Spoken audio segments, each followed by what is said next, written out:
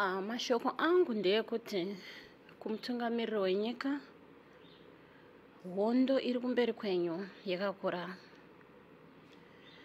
Hamubudiriri pama-elections nekuti vari pasi vari kuchema, vari kumhepo vari kuchema,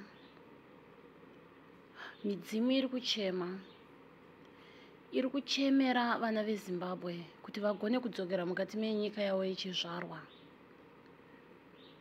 Ndaikumbirisawo kumutungamiriri wenyika, ma-elections hamusi kuahwina, ende mirai kurova vanhu, mirai kudeura ropa, nekuti vari kumhepo vari kuchema, vari kuchemera kuti vana veZimbabwe vadzokere mukati menyika yechibarwa. Saka ndochikumbiriso changu kwamuri, rangarirai hondo yepachimoyo, rangarirai ana Mujipa nana Chimbido, rangarirai vakafa vachirwira nyika vachibatsirana nemi, vari pasi vari kuchema. Iyi hondo iri kumberi kwenyu hamusi kuzomboikurira, nekuti Mwari vasimuka nekutonga. Musarove vana veZimbabwe. Ndochiprofita chindanzi ndikusvitsirei nevari kumhepo.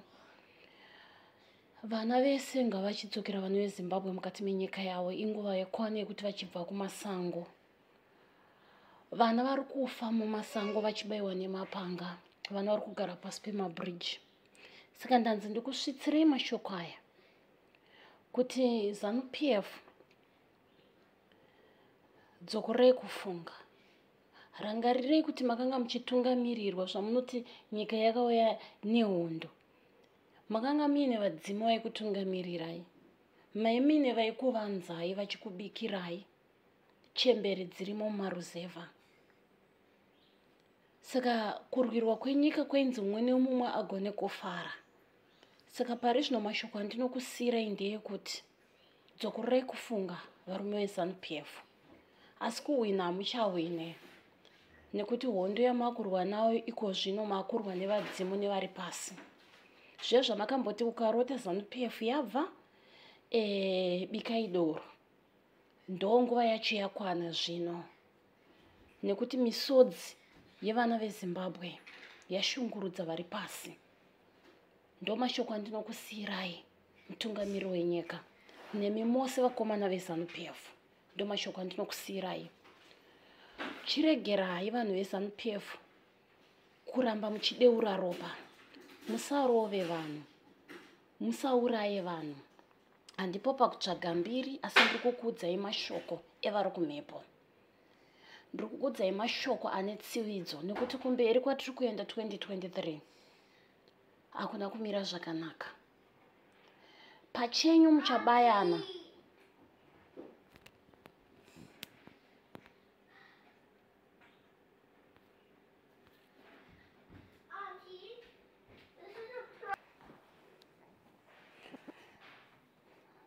Hakusi kutsvaga mbiri, asi kuda kukuudzai zviri mberi kwenyu.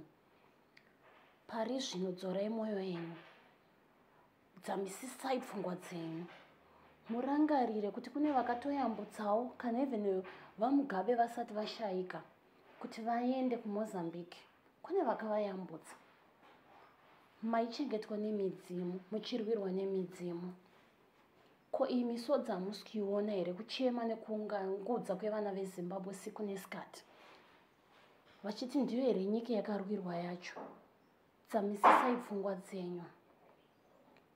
Tiri kukukumbiraiwo vanhu veZANU-PF, tiri kukukumbiraiwo vari kuutungamiriri kuti dzamisai pfungwa dzenyu, nekuti vana vari kuchema kwese kwese.